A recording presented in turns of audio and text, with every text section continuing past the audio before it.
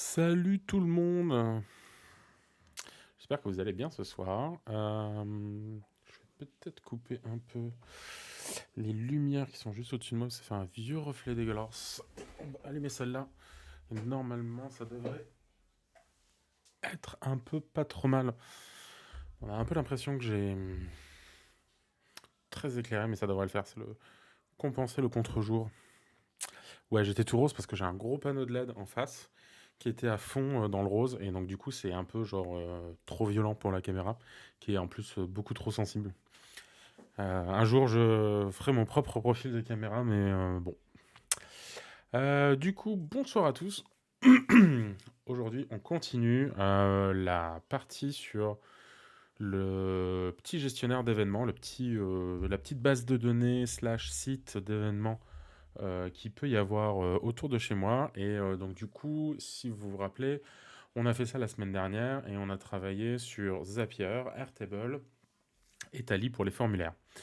L'idée, c'était de pouvoir faire toute la partie, les organisateurs peuvent s'inscrire, une fois inscrits, ils peuvent déposer des événements. On peut les rattacher aux organisateurs et on peut en faire la promotion. Il y a une partie optionnelle qu'on a commencé à travailler la semaine dernière qui était de s'interconnecter à une API existante du site echo.lu.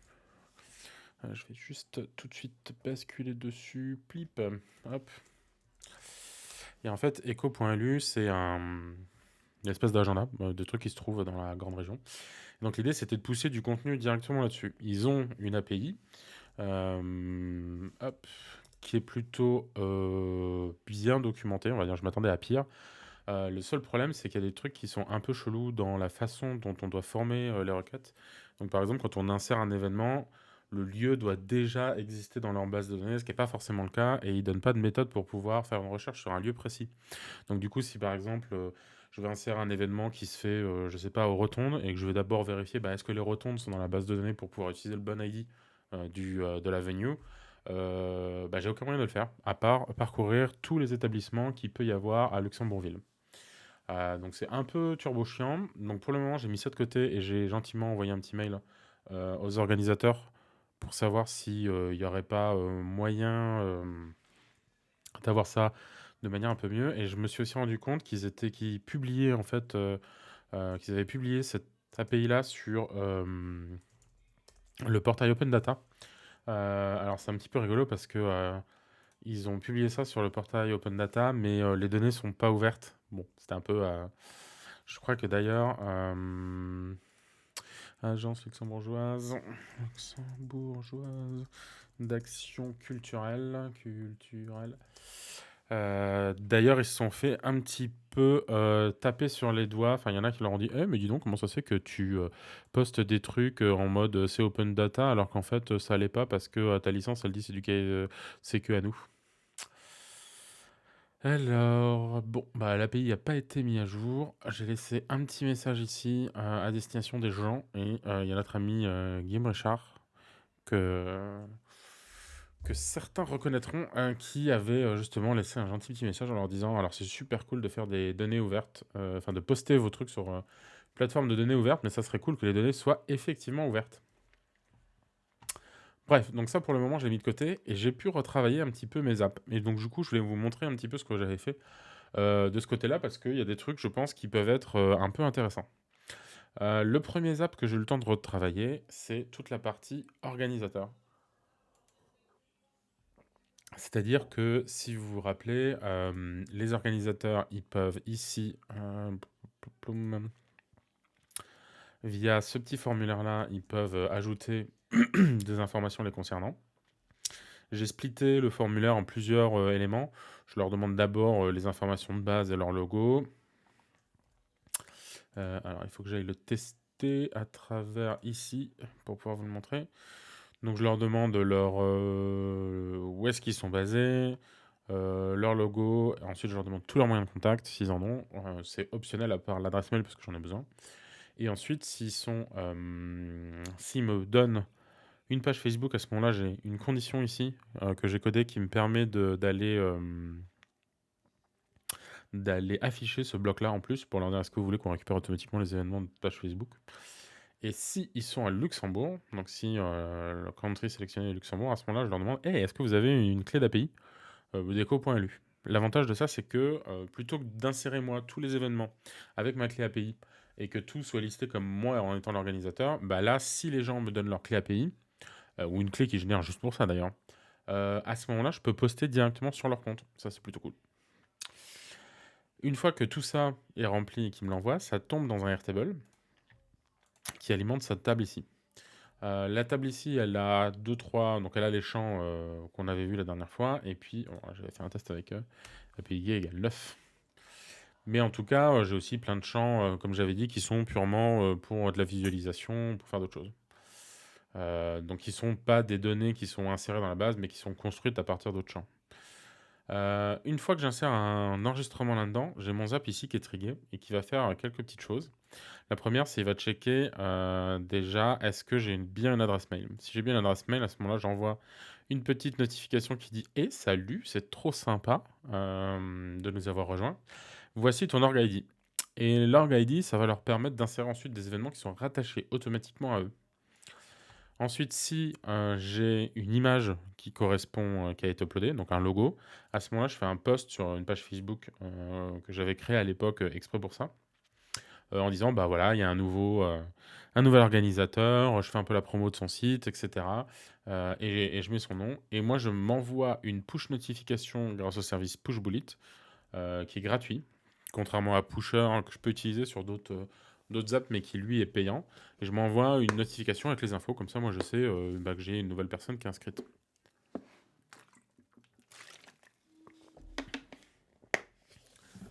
Le deuxième zap sur lequel j'ai trouvé, qui est un peu plus complexe mais un peu plus sympa je trouve, que j'ai créé, c'est lorsque j'ai un nouvel événement. Donc là, pareil, j'ai un second formulaire que j'ai créé avec Tally. Pas du tout. Hop, add your event. J'ai un second formulaire où je demande toutes les informations dont j'ai besoin sur l'événement. J'ai rajouté tous les champs un petit peu chiants, mais qui sont nécessaires pour pouvoir poster ça sur Echo. Donc notamment, est-ce que l'événement il se passe indoor, outdoor, online? Est-ce qu'il est gratuit ou payant? S'il est payant, là j'ai ces deux trucs-là qui affichent. Si je fais gratuit, ils disparaissent. Est-ce que vous êtes une société? Est-ce que vous avez déjà enregistré votre organisation? Là, ça renvoie vers le formulaire qu'on a vu avant. Si oui, à ce moment-là, je leur demande leur org ID. Sinon, je leur demande juste leur adresse mail et je ferai ma vie avec ça. Ensuite, naturellement, je ne peux pas vous montrer. Il faut que je passe par l'édition et la prévisualisation. Hop. Ensuite, je leur demande à ce moment-là où est-ce qu'ils se trouvent. Là, comme j'ai choisi Luxembourg, je leur demande leur echo.luid. Ça n'a plus besoin d'être. Tiens, c'est marrant, pourquoi je l'ai laissé? Voyons voir dans ma structure ici. Événements. Ça n'a plus lieu d'être, tiens. Si je regarde tous les événements, tous les infos, ça n'a plus lieu d'être. On peut le retirer. Je me demande ce que ça fout encore là. Hop là. Donc je leur demande où est-ce qu'ils se trouvent. Ah, c'est un peu lent. Ah oui, c'est le Venunium. J'aurais dû lire. Du coup, effectivement, pour le moment, le problème que j'ai avec les venues, c'est que je les connais pas. Donc du coup, ce que je me suis dit, c'est que j'allais copier dans un Airtable toutes les venues, parce que ça, je peux aller interroger. Il y a un endpoint dans l'API echo.lu qui permet de lister tout. Donc je me dis, je vais tous les lister dans un Airtable. Puis je vais leur dire d'aller regarder dans le Airtable et d'utiliser la petite recherche ici pour choper leur ID. Et donc du coup, taper l'ID ici. Et si on n'est pas au Luxembourg, là, je leur demande tous les détails. Le point que vous allez me dire, mais ça va être turbo chiant, c'est si l'endroit il n'existe pas. Et vous avez raison, si l'endroit il n'existe pas encore dans ma liste, il faudrait que je prévoie ici un truc qui permet de le créer. Exactement. Donc il faudrait peut-être un switch à ce moment-là, ou un bouton. On peut imaginer pour dire, non, en fait, il n'y est pas. Et ensuite, la dernière page qu'ils ont à remplir, c'est l'audience. Ça, ils ne sont pas obligés de la remplir parce que par défaut, j'ai des options par défaut qui se sélectionnent. Donc, c'est relativement. Au pire, ils font submit et ils passent à la suite. Je suis un peu embêté, je vous avoue, là, avec l'echo.luid. Il faudrait peut-être qu'on tacle ça tout de suite.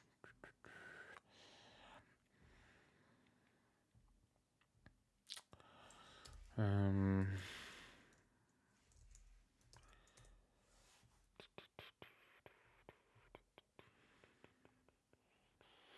je pense qu'on va se rajouter un petit select. Un petit check.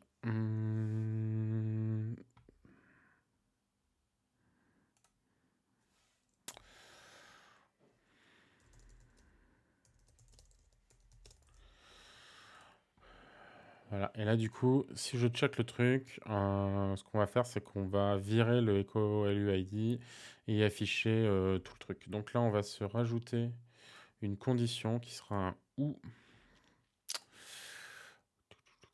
ou alors la venue. Alors, il faut que je mette mon bloc après, je crois, parce que sinon, il va pas vouloir. Ouais, je pense que. Ou alors, c'est. Attends, untitled time field. Whoop, si je le mets là. Yes.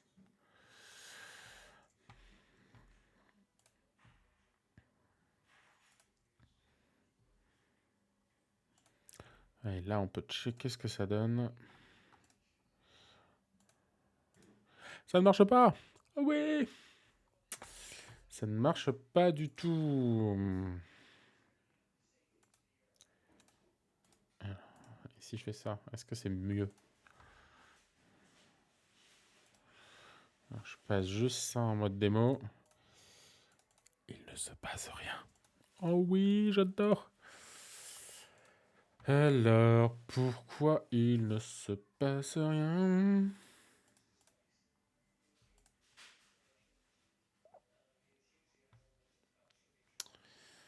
Ce qu'il faudrait, c'est qu'à ce moment-là... Ouais, il faut que je me fasse une deuxième condition, en fait. Alors, c'est pas grave, on va se faire un deuxième bloc. Donc, celui-là, je le remets ici, parce qu'il était bien là, avant. Et je vais me remettre un bloc conditionnel juste après ça.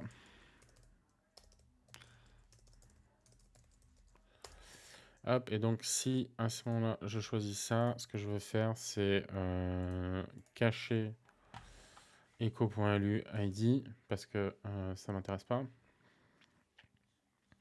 Et je veux en plus afficher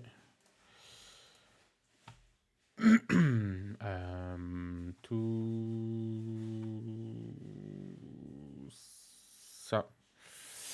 Donc afficher quelle est l'avenue, quel est le number, quel est la street, le code postal et la ville. Yes. Et là, si je teste...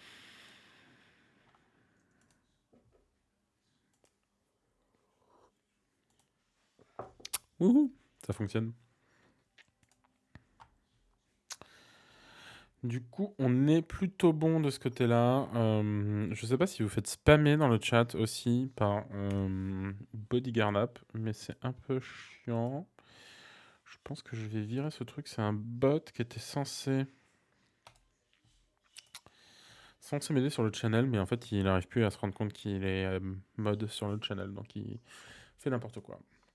Ok, du coup, là, je récupère des informations qui sont sur l'avenue si jamais on n'a pas d'écho LUID. On fait un petit publish.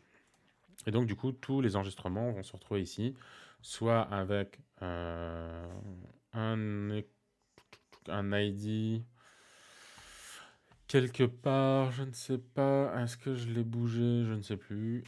Ah oui, non. Ah, problème. Problème, on va y revenir, c'est que quand vous allez dans les intégrations ici, et que vous utilisez l'intégration Airtable comme moi, En général, c'est assez pratique parce qu'il y a juste à connecter les éléments comme ça. Sauf que, pas de bol, si vous voulez concaténer plusieurs champs, comme ce que je veux faire par exemple pour l'adresse, pour la mettre dans un seul truc, bah, vous pouvez pas le faire. Donc en fait ici, ma connexion super pratique et rapide que j'ai fait là, bah, je vais devoir la refaire dans Zapier complètement. Mais ce que je voulais vous montrer avant, c'était d'abord le Zapier tel qu'il est avec juste les événements qui sont ajoutés dans l'Airtable. Qu'est-ce qu'on fait? D'abord, on crée un post sur la page Facebook qui va bien pour annoncer l'événement avec toutes les informations. Le deuxième, c'est on m'envoie une petite notification sur mon téléphone pour me dire boum, il y a un nouvel événement qui a été ajouté à ta base de données. Le troisième, pardon, c'est ensuite je fais une requête API pour aller chercher les informations utilisateurs. Pourquoi je fais une requête API? Parce qu'en fait, dans Zapier, l'intégration Airtable ne permet pas de chercher une référence directement. Genre là, l'organisateur, j'ai une référence parce que sur mon événement, j'ai une référence organisateur. Euh, Tu vois, ici, en fait, ça me donne juste l'ID vers l'enregistrement organizer ici. Sauf que je peux pas, il n'y a pas une action qui permet d'aller récupérer juste un truc. Donc, par contre, il y a une action qui est API, requête API. En fait, dans la requête API, je fais juste un bet get sur organizer de mon org ID et je récupère toutes les infos. Du coup, ce que je check, c'est est-ce que j'ai bien une adresse mail qui match pour être sûr. Donc, est-ce que j'ai une adresse mail qui est soit dans les contacts infos de l'événement ou alors dans mon organisateur, juste pour savoir si j'ai une adresse mail tout simplement à mettre. Ensuite, ce que je fais, c'est que ici, j'ai un formateur qui va transformer l'adresse mail pour aller chercher la première. Ça, c'est pour le cas où j'en ai deux. Si la personne a remis son adresse mail et que j'ai son adresse mail aussi, bah, je vais en sortir qu'une seule. Donc en fait, c'est un espèce de ou, en fait. Ça me prend en entrée mon tableau de ces deux éléments-là, donc de l'adresse mail qui existe ou n'existe pas dans ma requête API sur les organizers ou celle de l'événement, et ça me retourne la première des deux. Et ensuite, j'envoie un petit mail à cette adresse mail-là pour dire, pour confirmer qu'on a bien inséré l'événement. Comme j'ai dit précédemment, va falloir qu'on modifie le fonctionnement de ce truc-là. Va falloir qu'on le modifie. Alors non, celui-ci ne va pas bouger. Par contre, on va en créer un nouveau. On va créer un nouveau zap en espérant, je crois me rappeler qu'il y a une intégration Tally. Yes. Lorsque j'ai une nouvelle submission, mon compte il est bon. Lorsque j'ai une nouvelle submission du coup sur le Add Your Event ici, ce qu'on va faire en attendant, c'est qu'on va désactiver la connexion ici pour pas avoir de problème de double intégration des événements qui se mettraient. Donc je la désactive, je ne veux pas la supprimer. Peut-être que je m'en resservirai plus tard. Donc je vais juste la désactiver. Et là, dans Zapier, je me dis, voilà, dès que j'ai une nouvelle submission sur ce format-là, on va faire des trucs. Donc là, j'ai le dernier qui a été récupéré, ou c'est un Hello World. Ça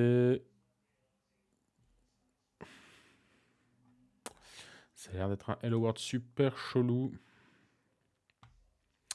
Est-ce que j'ai pris le bon formulaire? Tiens, vraie question.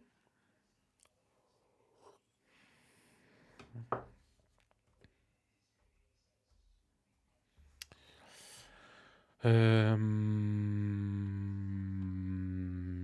pas l'impression d'avoir de vraies données. Qu'est-ce que j'ai sélectionné? Alors ici, ça doit s'appeler Add Your Event.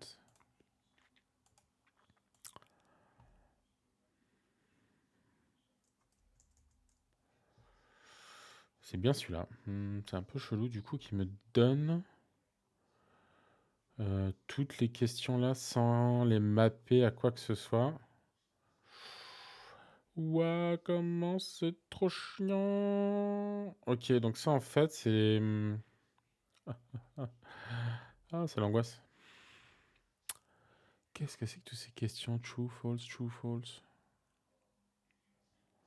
Je pense que du coup, comme c'est écrit everyone, ça veut dire que c'est...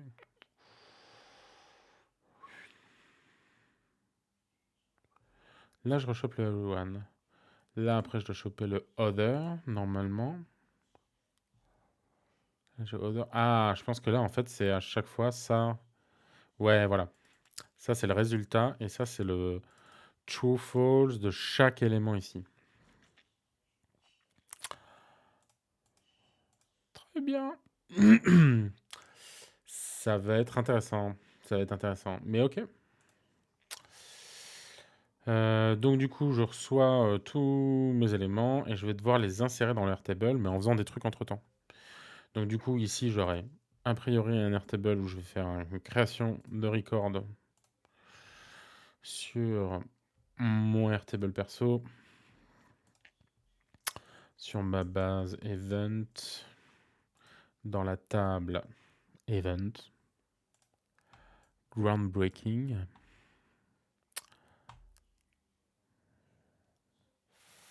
Par contre,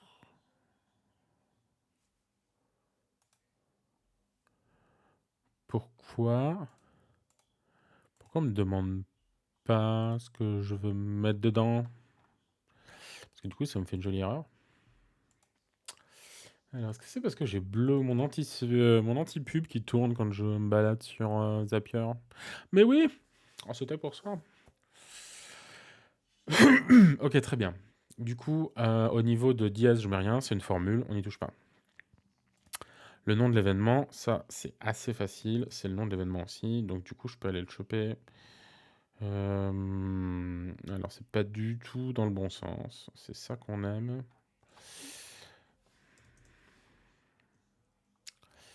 Voilà, what's your event name? Alors là, le start and stop, c'est aussi un truc que je peux pas faire parce que dans Tally, on n'a pas de champ date time. Donc j'ai un champ date, un champ time. Et là, il faut que j'ai concatène. Donc typiquement, ici, c'est une façon de faire. Ça aurait été juste de se dire, bah ici, j'écris start. Et puis, il doit y avoir un truc d'heure qui n'a pas de nom, qui est juste à côté du start. Donc si j'affiche tous les champs, je cherche le start, je dois avoir un truc d'heure qui est à côté. Un title checkbox field. Voilà, ça va être un time. Et alors là, on va s'amuser parce qu'on peut pas savoir lequel. Donc on met un espace.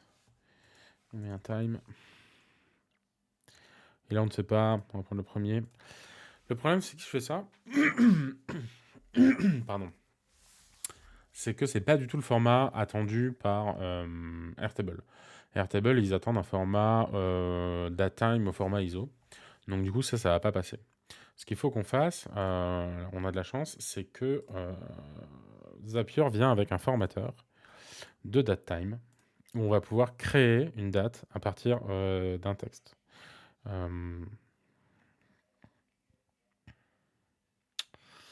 Alors, est-ce que c'est format? C'est... Ouais, donc format, si je peux avoir, du coup, mon start, le time, qui est formaté dans ce format-là. Ici, je choisis ma time zone. Donc moi, je suis... normalement, je dirais que les gens vont mettre ça sur mon fuseau horaire. En tout cas, c'est comme ça que c'est encodé chez moi. Le format, je peux le définir. Donc c'est un triple Y, tiré, machin, et heure, minute et seconde pas collé. Et donc du coup, tu vois, alors là, ce que je pourrais faire pour bidouiller, c'est faire bim bim. Là, du coup, j'ai ce format là qui est attendu et qui passe. Tu vois. Donc, je suis en entrée de ce format-là. Bah, je pouvais même utiliser celui-ci et ne rien mettre. Hop. Donc, j'ai mon format d'entrée. Mon format de sortie, bah, je veux Un truc ISO. Bonne question, tiens. Je sais plus trop, tiens, dans quel format notre cher ami attend. Airtable, format, API, time.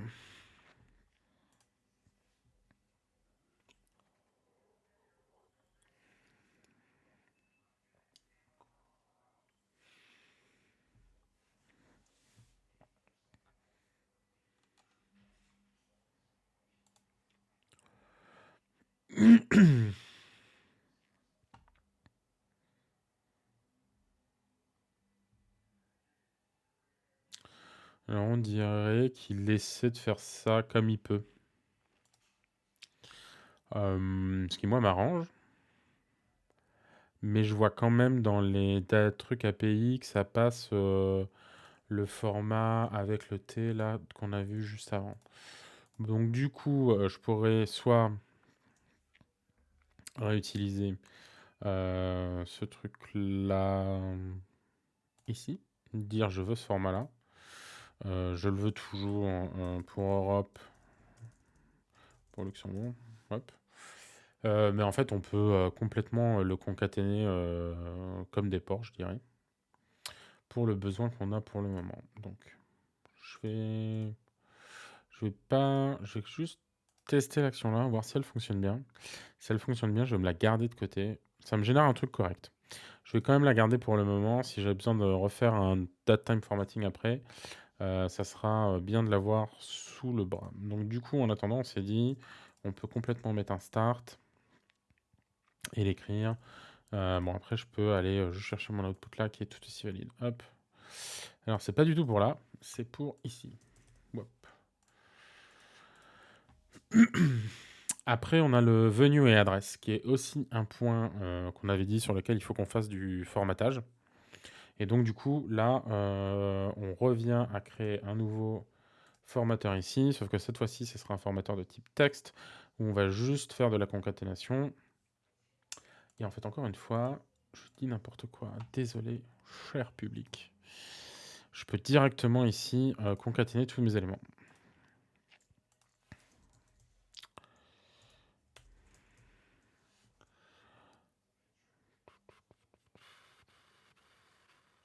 Donc je prends le venue name, virgule. Je vais prendre, qu'est-ce que j'ai mis? Name, street number, street.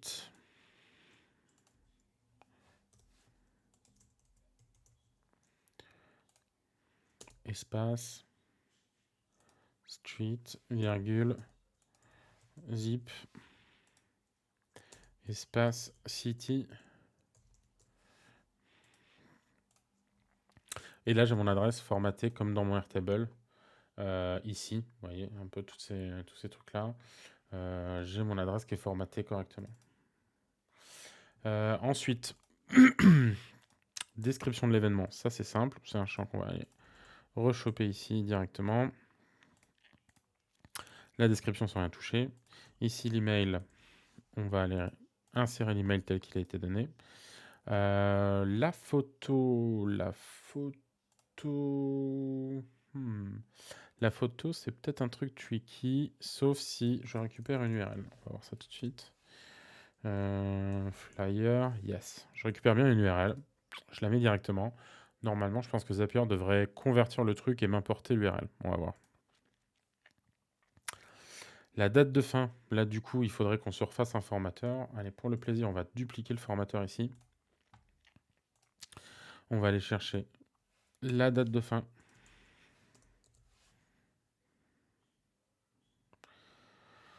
Où est-elle? Start, end.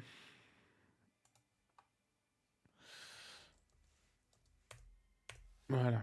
Donc du coup, j'ai ma date de fin, mon formateur. Je continue, je teste. J'ai bien le résultat de mon test ici.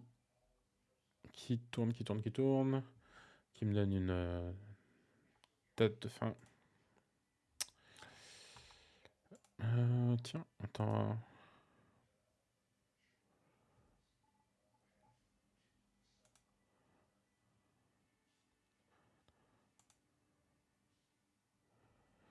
Mais c'est pas du tout les bons chiffres. Ça me donne rien de bon parce que ça me donne aujourd'hui à minuit. Alors qu'en entrée, je lui passe un truc complètement différent. Alors après, c'est vrai que normalement, je devais avoir un espace. Ah, là, on est bien. Là, je préfère. Du coup, je reviens ici. J'ai ma date de fin qui est le résultat d'ici. Je peux les renommer ici pour avoir plus de savoir ce que je fais. Donc là, je peux appeler ça start date formateur et end date formateur. Comme ça, ici, c'est un peu plus simple d'aller chercher des trucs. L'organisateur. Alors, l'organisateur, si je me mets ici, on voit que c'est une relation que je vais chercher. Donc, en fait, je ne vais pas la rentrer. Par contre, j'ai ici un champ Organization ID. Donc, s'il passe un Organization ID, j'ai de la pop-up côté Airtable ici qui va aller récupérer. J'ai des automations qu'on a fait la dernière fois qui va aller auto-assigner la country en se basant sur l'organisateur si jamais c'est pas rempli et qui va assigner, enfin faire le lien, ce lien-là, organisateur, en fonction de l'org ID que j'ai pu rentrer ici. Donc là, au niveau du champ, l'organizer, je vais rien mettre, le cancel, je vais rien mettre, l'emoji country, je mets rien non plus parce que c'est un champ calculé, encore une fois. Le ticket URL, ça m'intéresse parce que normalement, j'ai un ticket URL ici. Donc hop, je le mets. Le bouton ticket, j'y touche pas parce que c'est quelque chose qui est automatiquement inséré par Airtable. L'éco-alu, experience ID, pour le moment, on n'y touche pas. C'est un truc que je veux récupérer pour pouvoir, si jamais on modifie un événement, bah, avoir la référence sur eco.lu pour pousser les modifications de l'événement. Donc ça, c'est plutôt une réponse de l'API d'eco.lu, si j'arrive à l'implémenter un jour, qui sera mis là. Par contre, ce qui est intéressant ici, c'est de remettre la city de mon événement pour pouvoir faire des recherches après de tri plus simple. Et ici, la country de l'événement aussi. L'environnement, si jamais il a été spécifié. Je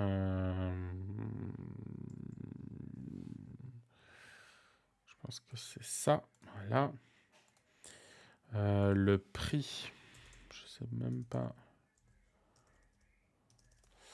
Le prix, il s'appelle...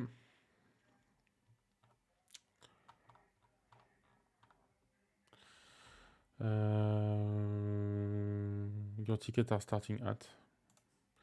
Si je cherche euro, normalement. Yes. Donc l'organisation ID, là, c'est le truc dont j'ai parlé juste avant. Donc là, je le récupère. Là, c'est l'audience.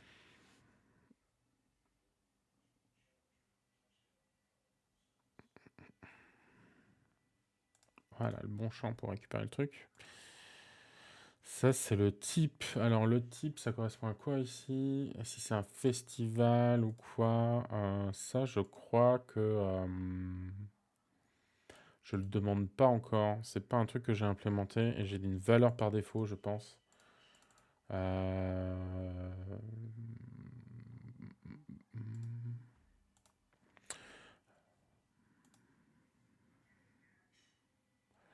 Alors là, je peux mettre moi une valeur par défaut. Par défaut, normalement, ça va être des parties qui seront. Je vais juste vérifier que j'ai pas fait un formulaire où je leur demande. Ah si, event type. Bon bah voilà, je vais juste leur prendre.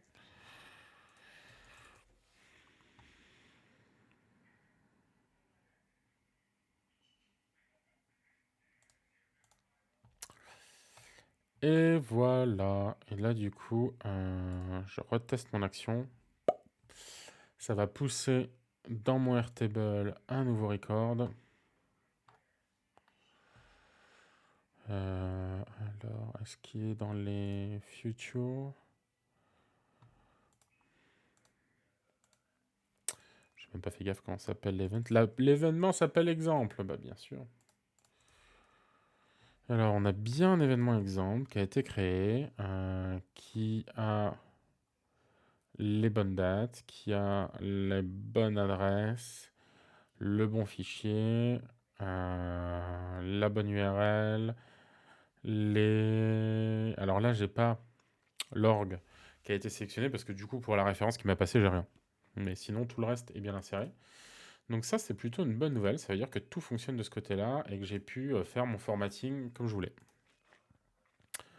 Du coup, mon zap fonctionne. Je le publie et je l'active.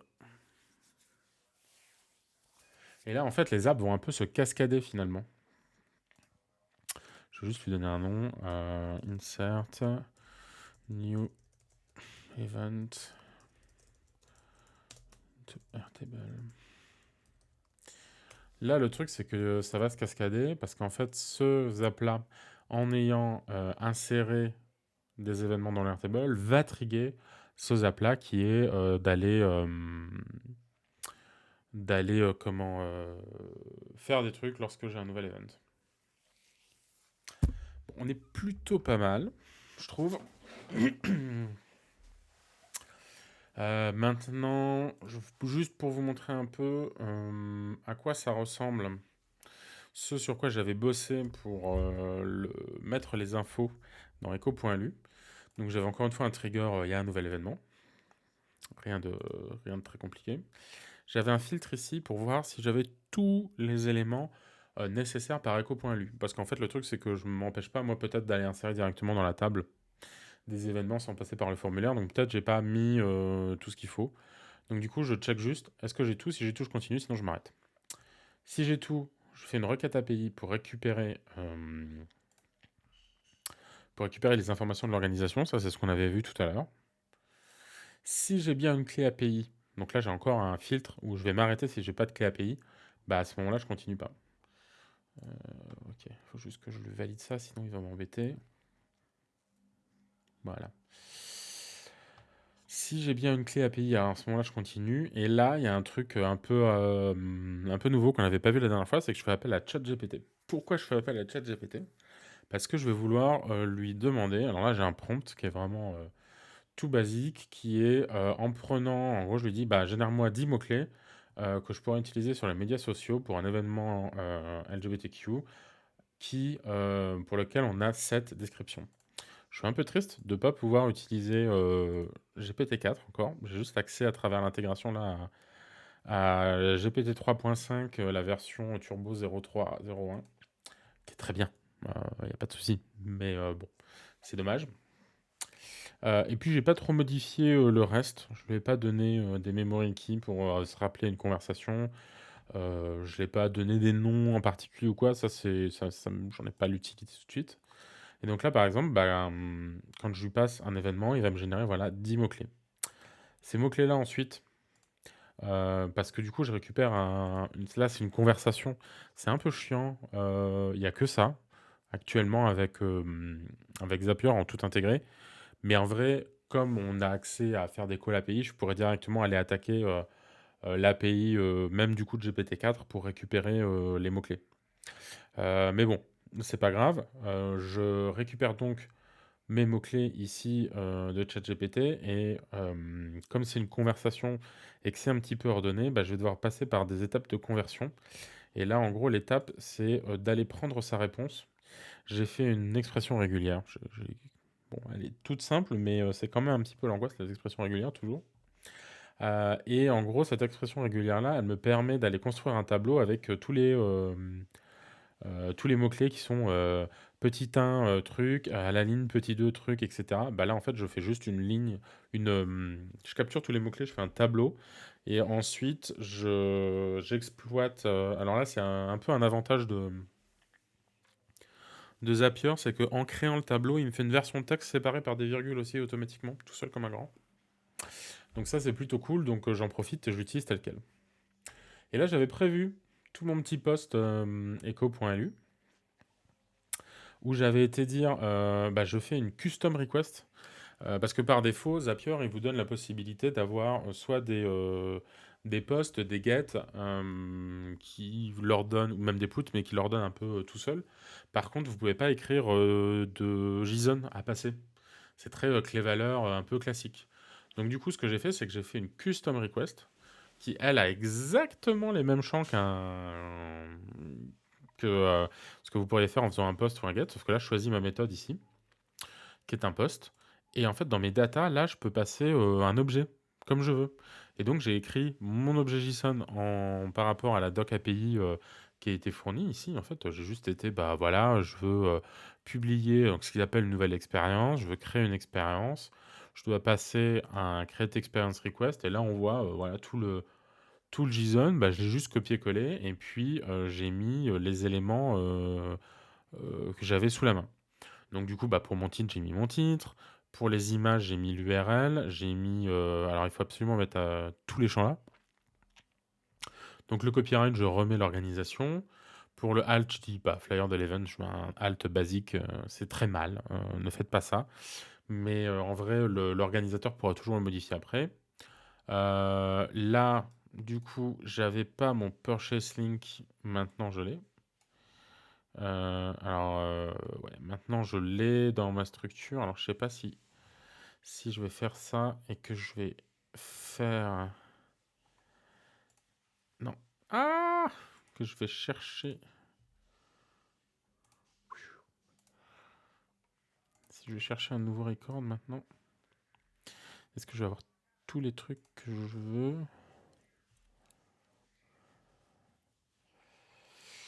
Ouais, le problème, c'est que là, j'ai pas de ticket pour ces événements-là. Donc, je vais pas pouvoir... Je vais pas pouvoir tester, tiens, le ticket, comment ça se passe. Parce qu'en fait, ce qui est un peu chiant avec Zapper, c'est qu'il vous donne pas les...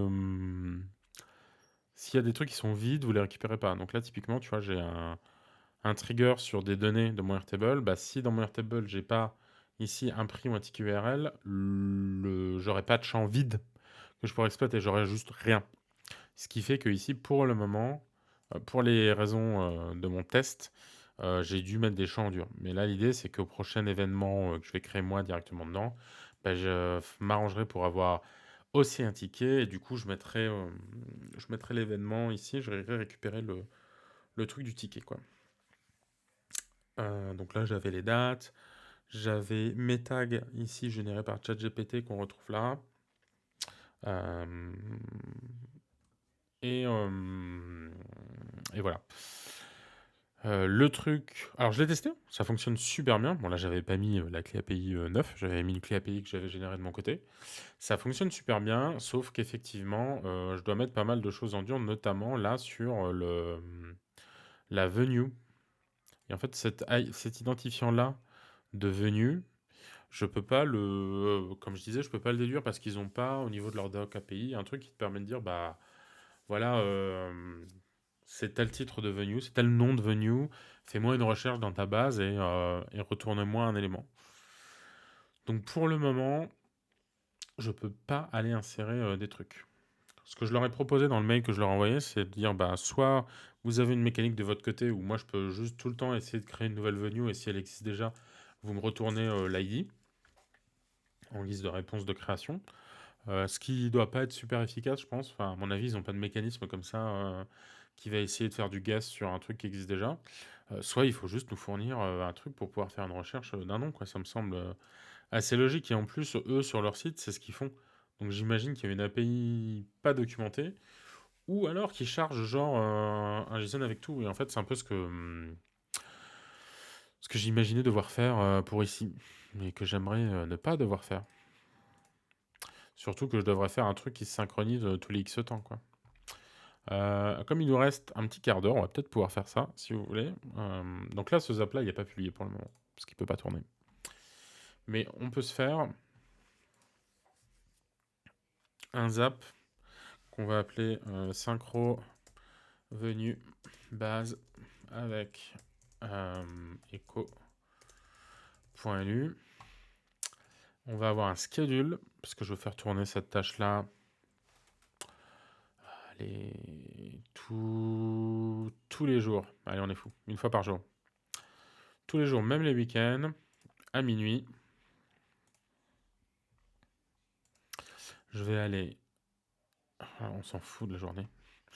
Je vais aller faire une requête. Alors, je sais pas si c'est API ou si c'est le webhook.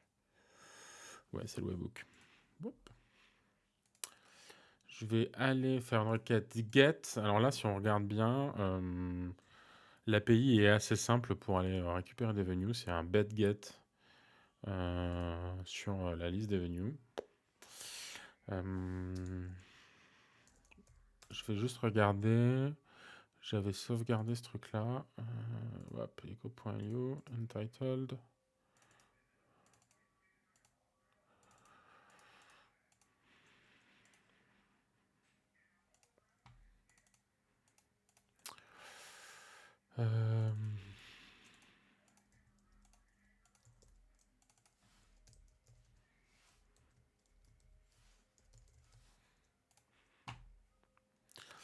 Alors naturellement, l'API token est pas valide.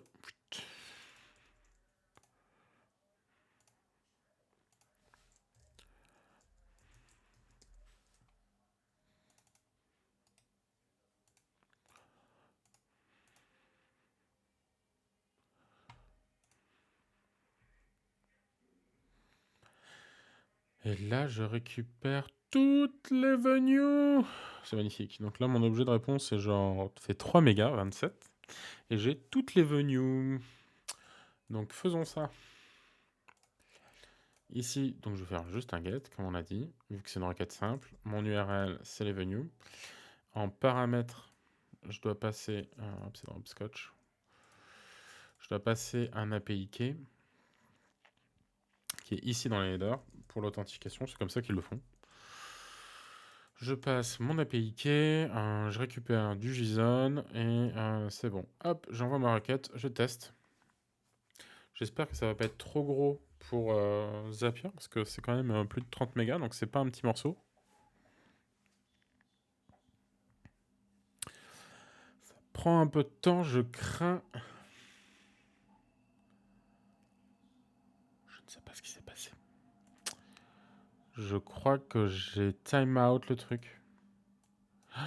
Non, en fait, je l'ai fait planter. Oh oui. Ah, ouh, ah, ah. Ah, ça y est. En fait, c'est parce qu'il m'a tout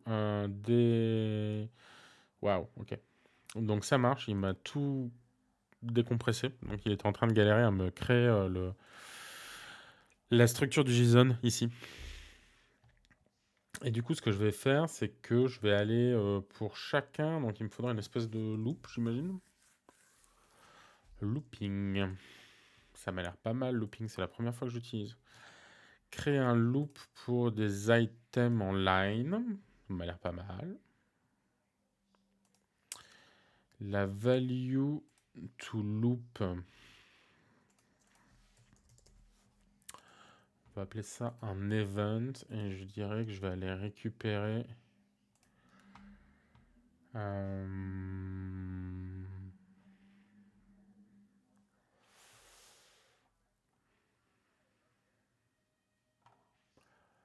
Je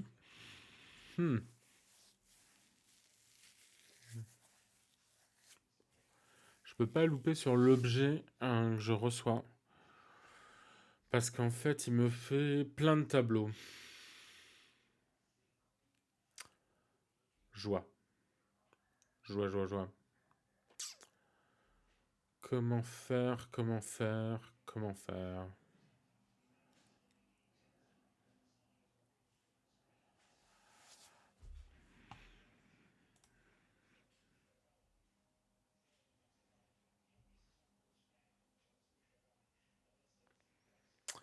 Ça va être un peu compliqué, tiens là.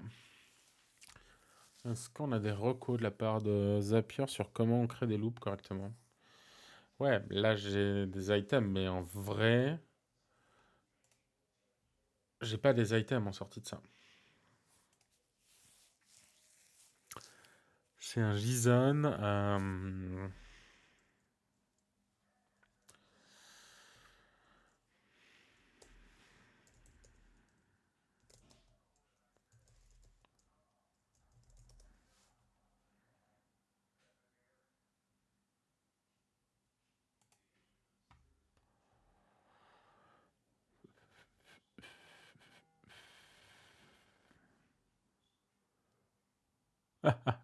Vous pouvez écrire du code. Merci. Merci beaucoup.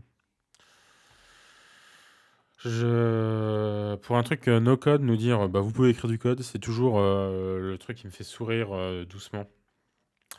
Ouais, c'est ça en fait. Et donc du coup, il fait un line to text.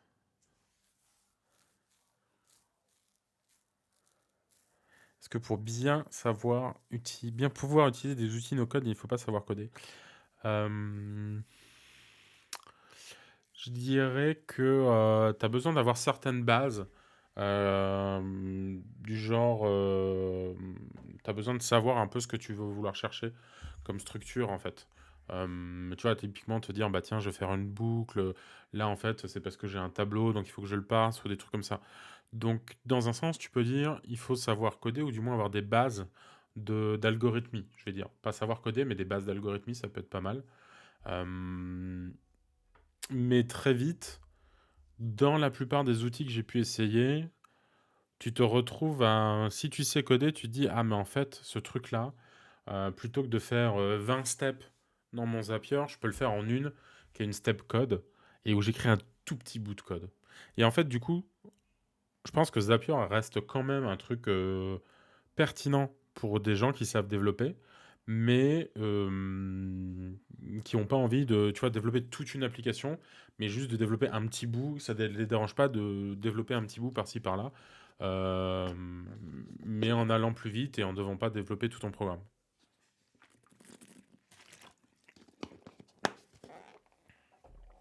N'oubliez pas de tout hydrater. Bah, merci pour ta question. Du coup, j'en étais où? J'en étais à... Je récupère un JSON, c'est pas top. Et ici, on me dit, je peux faire un line to text pour récupérer des trucs et ensuite, et ensuite run du JavaScript dessus. Merci beaucoup. Eh bien, je pense que écrire du JavaScript, on n'aura pas le temps de faire tout ça aujourd'hui, mais c'est un truc sur lequel je vais bosser. Je vous montrerai, si ça vous intéresse, le résultat. Lors de la prochaine session, j'espère avoir des réponses de la part de nos amis de chez eco.lu d'ici là pour pouvoir aller plus loin. Si jamais j'ai pas de réponse, on pourrait prendre si vous avez des idées d'applications, de trucs à faire, vous pouvez m'écrire. Sinon, on pourra revoir le bot Mastodon que j'avais fait, qui donne les informations sur l'électricité. Attendez, je vais vous le retrouver pour vous le montrer. Hop. Hop.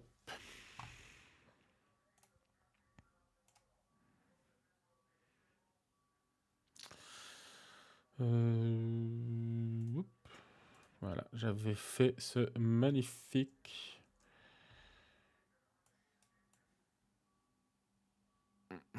Alors, est-ce que je peux aller sur le bon truc, s'il vous plaît? Hop là, j'avais fait ce bot Mastodon qui envoie des pouettes pour donner les prévisions. Et en fait, il y a des petits problèmes d'euros d'attache, etc. Donc je me dis qu'on pourrait complètement re-regarder ce truc-là rapidement ensemble. Et puis vous montrer en même temps comment j'aurais taclé ces problématiques de tableau ici, quitte à faire un petit bout de code et vous expliquer le petit bout de code ce qu'il fait. Mais je vais avoir besoin de tâtonner, donc on va pas faire ça, ce sera pas le truc le plus intéressant, je pense, à regarder ensemble. Et il est bientôt l'heure en plus. Mais en tout cas, si vous avez des idées, n'hésitez pas.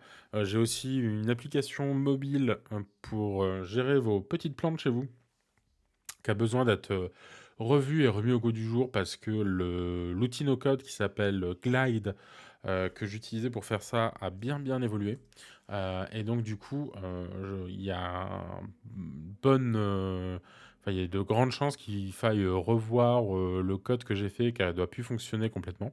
Et du coup, je me dis, ça serait sympa de redécouvrir ensemble, parce que j'ai pas utilisé cet outil-là depuis longtemps, bah, un peu tout ce qui a pu évoluer chez Glide en fait, et comment on peut faire des trucs super cool et surtout très rapidement. Enfin, déjà à l'époque, c'était un outil vachement pratique pour faire des petites apps. Je sais que par contre maintenant ils sont devenus super moins gentils côté pricing. Avant on avait des offres gratuites où on pouvait faire plein d'apps. Maintenant on est limité à 3 apps et je pense que j'ai genre plus de 3 apps. Et comme ça fait longtemps que je suis plus très actif dessus, je pense que j'ai plus de compte. Il y avait un espèce de compte un peu développeur, maker avant, où quand on faisait des apps qu'on allait mettre sur leur App Store, elles comptaient pas dans notre quota. Et je pense que clairement, vu que j'étais un peu inactif depuis quasiment un an maintenant, je dois plus bénéficier de ce statut.